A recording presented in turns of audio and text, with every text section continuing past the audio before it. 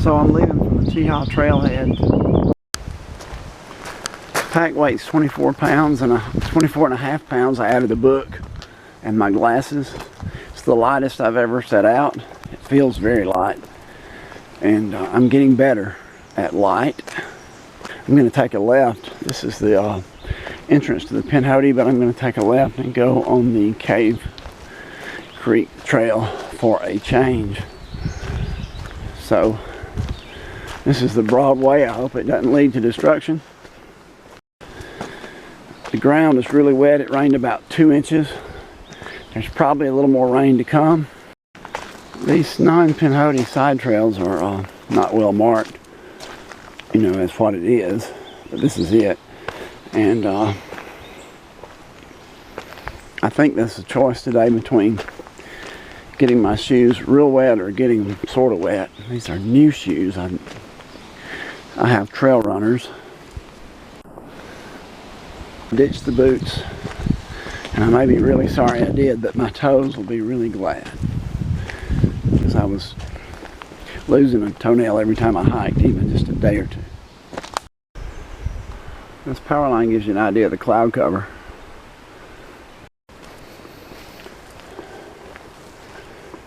Cave Creek Trail is similar to the Pinhoti, except it misses a lot of the rocks and the plaque and all the stuff that makes the Pinhoti special in Cheaha.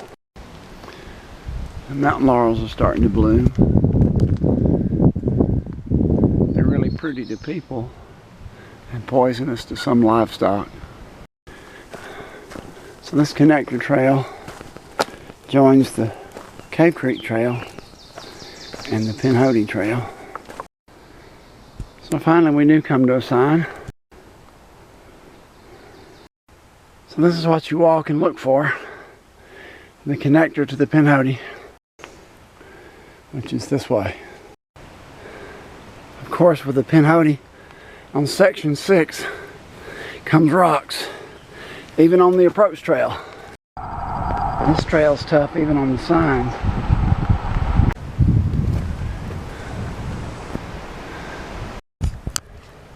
These violets are really pretty.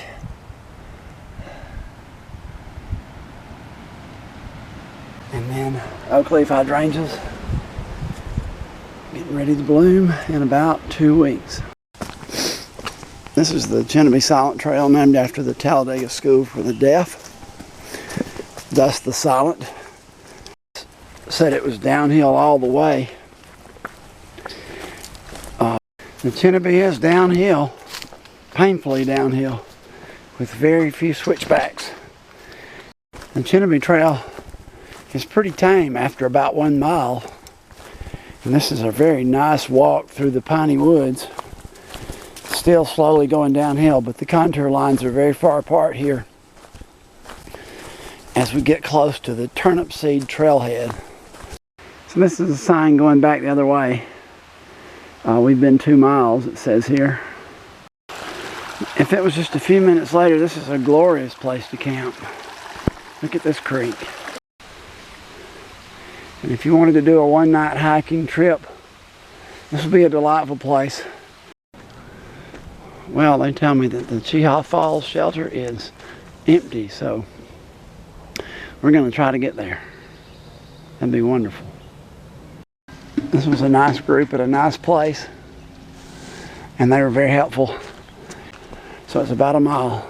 They flew that shelter from the Cheaha wilderness. When they designated their wilderness, they had to move the shelter. So they actually picked it up with a helicopter and moved it down here.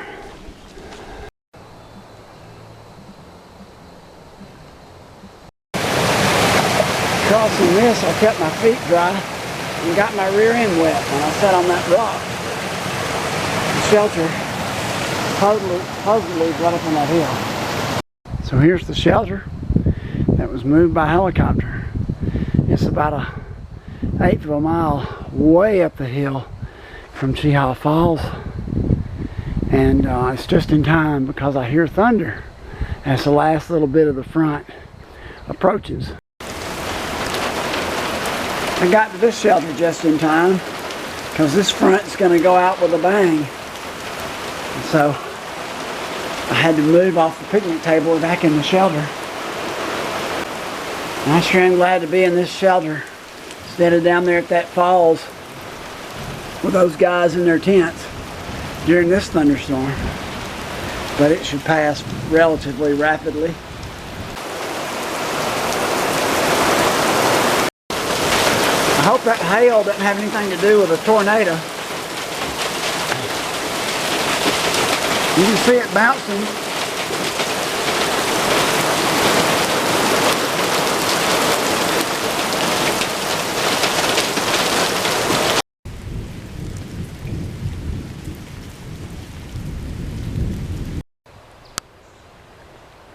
Well, goodbye to the Cheaha Falls shelter on the Chinnabee Silent Trail. We start day 2. The trail follows this stream for a pretty good way. The creek has grown considerably. Seems like the waterfalls never cease on this pretty little creek. That's growing by the minute.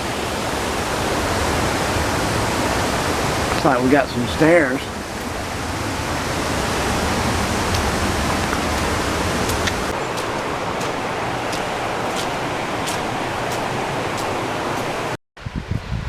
So here's the fate of the creek as it runs into the lake. This trail itself was built by a troop of boys from 1973 to 76.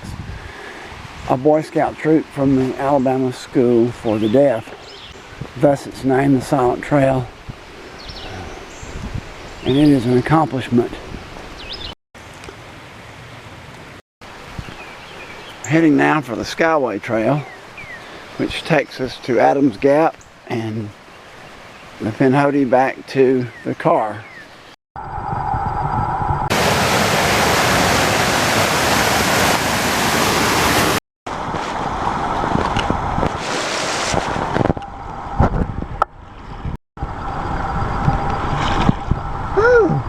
Water feels really good. So I pull my socks up like an old person, and they will dry on the top and wick the water out of my shoes. This is the other side of the Devil's Den. We finally are on the Skyway Trail. There wasn't a sign, but you had to cross the creek to find it. But I found it eventually. So here we go. Among all the lovely plants that are coming out along the trail, we have this one, which doesn't bother me very much, but it bothers a lot of people considerably. And that is poison ivy. It grows along the trail. There's a oak leaf hydrangea.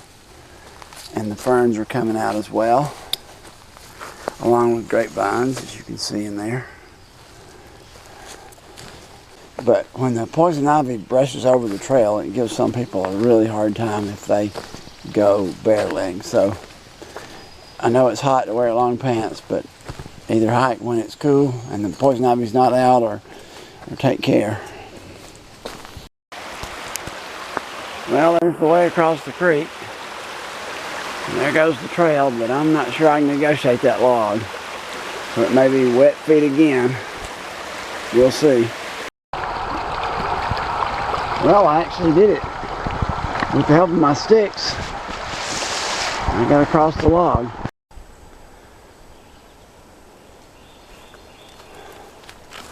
The Skyway Trail's a long 6 miles, but it sure is a nice trail, well maintained.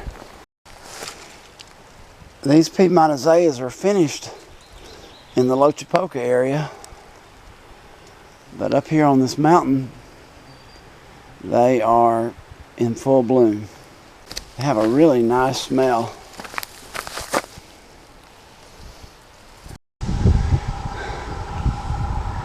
After what seemed like a longer time than it was, we've hit the Pinhoti.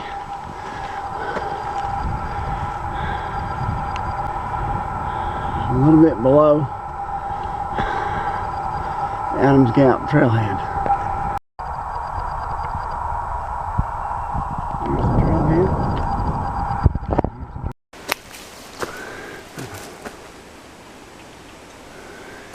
fella just offered me a reefer to help me handle the stairway.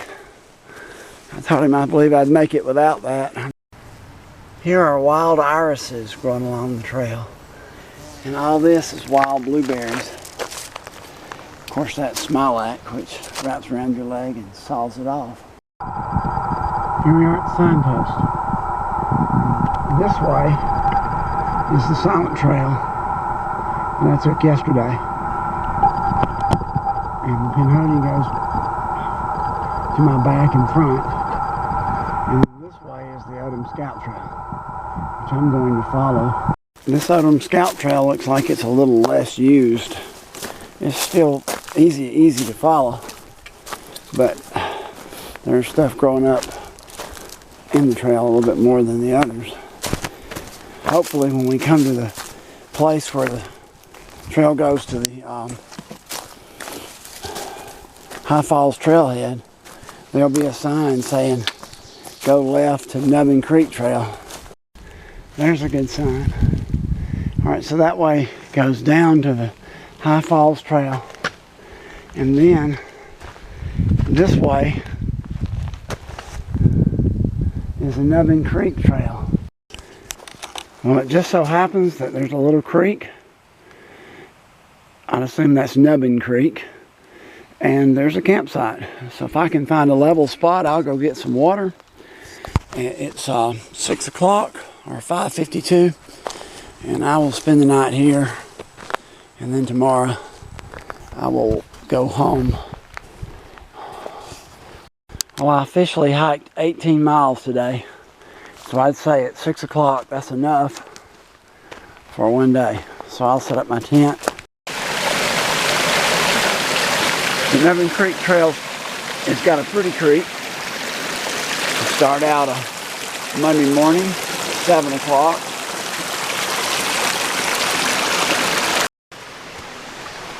Past the creek and even up to the campsite, the trail's well beaten down.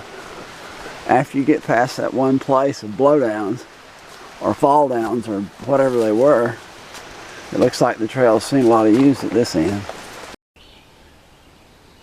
It's interesting in these government rules that say you can't have any chainsaws or whatever to clear the trails.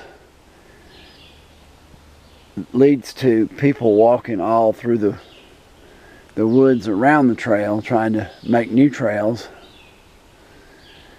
and doing more damage than it would if you just came in here with a saw and cut that out. So having a wilderness like this is an admirable thing, but there's a lot of unintended consequences, just like with most rules that the government makes. So here we have a clearly marked spot where the Nubbin Creek goes straight on to Cave Creek now. And Nubbin Creek goes down the hill to the trailhead. So I'm back on Cave Creek Trail now and heading to the Cheaha trailhead.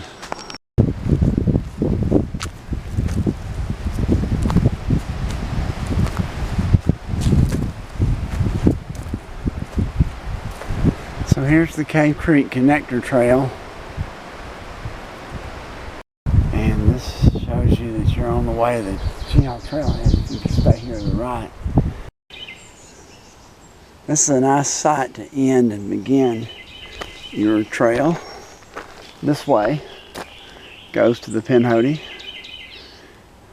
and this way goes back to the parking lot.